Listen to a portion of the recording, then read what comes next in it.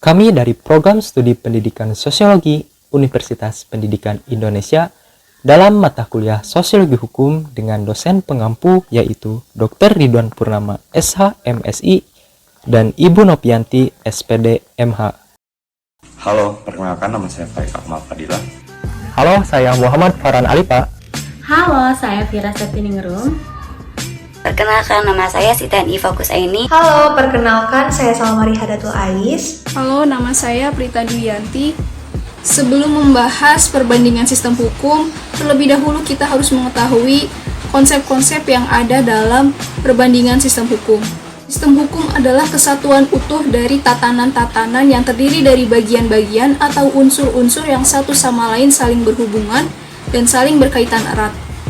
Pembagian hukum dikategorikan ke dalam beberapa jenis. Yang pertama, berdasarkan wujudnya, yakni hukum tertulis dan hukum tidak tertulis. Yang kedua, berdasarkan ruang atau wilayah berlakunya, yakni ada hukum lokal, hukum nasional, dan hukum internasional. Dan yang ketiga adalah berdasarkan waktu yang diaturnya, yakni ada hukum yang berlaku saat ini, hukum berlaku pada waktu yang akan datang, dan hukum asasi atau hukum alam. Yang berikutnya adalah konsep mengenai hukum adat. Menurut Van Vollenhoven, hukum adat adalah keseluruhan aturan tingkah laku masyarakat yang berlaku dan mempunyai sanksi namun belum dikodifikasikan. Kemudian ada yang disebut sebagai hukum perdata. Menurut Profesor Sudikno Martokusumo, hukum perdata adalah keseluruhan peraturan yang mempelajari tentang hubungan antara orang yang satu dengan orang lainnya, baik meliputi hubungan keluarga dan pergaulan masyarakat. Dan yang terakhir mengenai konsep perkawinan. Perkawinan ialah ikatan lahir batin antara seorang pria dengan seorang wanita sebagai suami istri dengan tujuan membentuk keluarga atau rumah tangga yang bahagia dan kekal berdasarkan ketuhanan yang Maha Esa. Perbandingan hukum adalah sebuah metode penyelidikan dengan tujuan untuk memperoleh pengetahuan yang lebih dalam tentang bahan hukum tertentu. Selain itu, istilah tersebut sebagai metode perbandingan yang dilakukan dengan mengumpulkan, menganalisis, menguraikan gagasan, doktrin, peraturan, dan pelembagaan yang ditemukan di setiap sistem hukum yang berkembang, dengan memberikan perhatian mengenai persamaan atau perbedaan, serta mencari cara untuk membangun suatu sistem secara alamiah. Perbandingan hukum memiliki dua tujuan. Yang pertama ada teoritis, yang kedua ada praktis.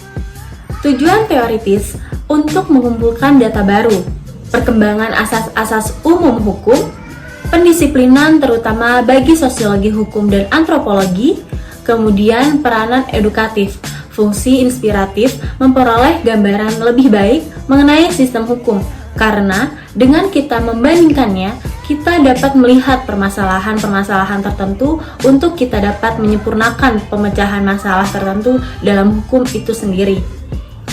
Tujuan yang kedua ada praktis, yaitu untuk kepentingan peradilan yang mempunyai pengaruh terhadap peradilan pada umumnya, penting dalam perjanjian internasional, penting untuk terjemahan yuridis, serta untuk kepentingan pembentukan undang-undang. Persamaan sistem hukum perkawinan adat Minang dengan hukum perkawinan perdata terletak dari adanya larangan untuk melangsungkan perkawinan bagi pasangan yang memiliki ikatan darah seayah atau seibu, kecuali persukuan nagari atau luhak yang lain. Dalam adat Minang, pernikahan ini atau perkawinan ini juga dikenal dengan istilah kawin pantang. Selain itu, persamaan sistem hukum perkawinan adat Minang dengan hukum perkawinan perdata terletak dari adanya anjuran bagi pasangan untuk memiliki kepercayaan yang sama. Hal ini sesuai dengan Undang-Undang Nomor 1 Tahun 1974, Pasal 2 Ayat 1 yang menyatakan bahwa perkawinan yang sah adalah perkawinan yang dilakukan sesuai dengan hukum agama dan kepercayaannya. Dalam hal ini, sesuai dengan syarat-syarat sah perkawinan yang diterapkan dalam hukum adat Minang, bahwa kedua mempelai harus beragama Islam. Hal ini juga didukung oleh tulisan dari Vioni Sukmasari dalam bukunya yang berjudul Traditional Wedding of Minangkabau.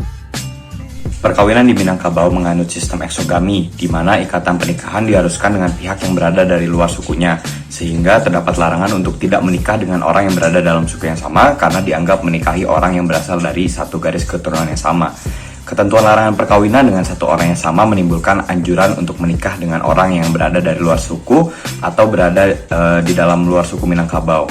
Alasan masyarakat Minangkabau melarang perkawinan sasuku atau satu suku adalah karena menikah dengan satu suku akan menjadi pelopor kerusakan dalam kaum, mempersempit pergaulan, mengganggu psikologis dari pasangan, kehilangan hak secara adat, dan membawa kerugian materi. Perbedaan sistem hukum perkawinan adat Minang juga terletak secara khusus kepada tata cara pada pelaksanaannya, yang berbeda dengan hukum perdata. Jadi, perkawinan di Minangkabau itu ada 3 tingkatan. Yang pertama adalah gonte pucua, yaitu proses perkawinan yang terjadi hanya dengan menjalankan ijab kabul saja tanpa adanya pesta atau perayaan prosesi adat.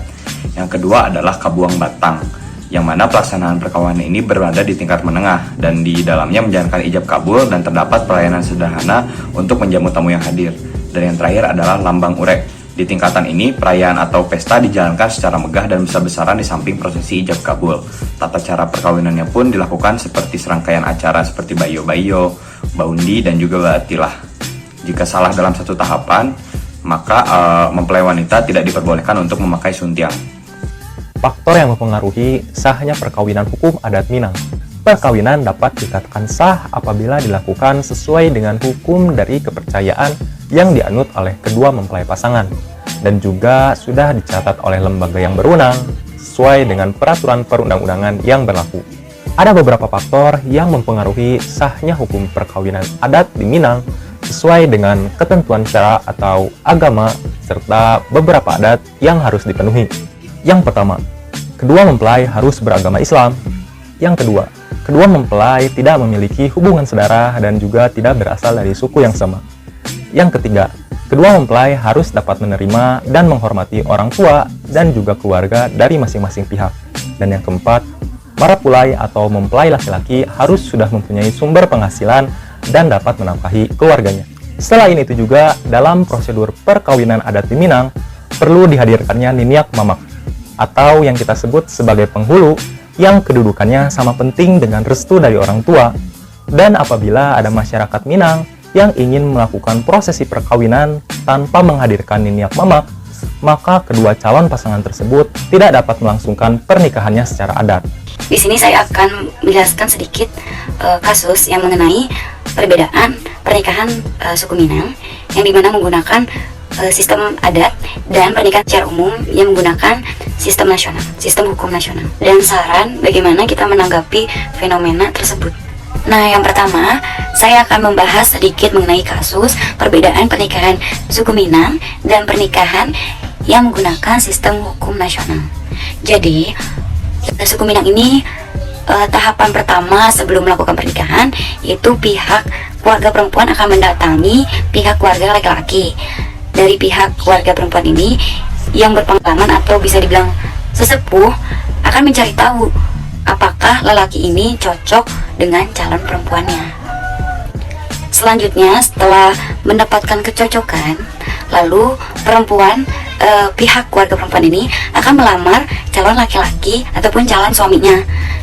Dan perbedaan ini sangat terlihat gitu, di mana jika pernikahan yang diatur secara hukum nasional ini biasanya bahwa lelaki inilah yang melamar perempuan dan laki-laki inilah yang datang langsung ke pihak keluarga perempuan, seperti itu. Selanjutnya ada saran. Melihat terdapat fenomena pernikahan mengikuti aturan adat, maka kami memberikan saran mengenai fenomena tersebut.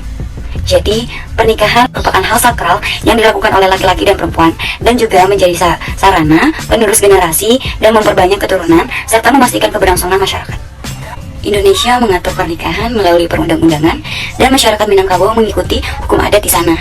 Saran yang bisa kami berikan yaitu pernikahan harus dilakukan sesuai dengan aturan agama dan negara.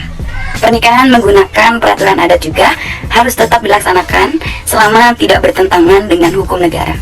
Karena negara juga sudah mengatur sedemikian rupa agar prosesnya menjadi tetap sakral dan berjalan dengan baik. Maka kita tetap melestarikan kebudayaan yang ada di Indonesia. Selain itu, karena memang perbandingan hukum merupakan metode untuk mengumpulkan data baru, kepentingan peradilan, terjemahan yuridis, pada akhirnya merupakan sebuah perkembangan dari asas-asas hukum yang mana terkadang meninjau dari hukum daerah. Maka hukum adat ini perlu tetap dilestarikan sehingga dapat menjadi rujukan dan referensi apabila ternyata mengandung nilai positif yang bisa diangkat menjadi hukum nasional. Pemerintah dan juga masyarakat perlu berperan aktif dalam melestarikan kebudayaan ini. Dengan begitu, dalam pelaksanaannya tetap mengikuti aturan dari negara, tetapi dengan tetap menjalankan peraturan adat. Pernikahan adat dapat pula menarik perhatian masyarakat dari luar yang ingin mempelajari mengenai kebiasaan orang Minangkabau yang memiliki aturan adatnya tersendiri.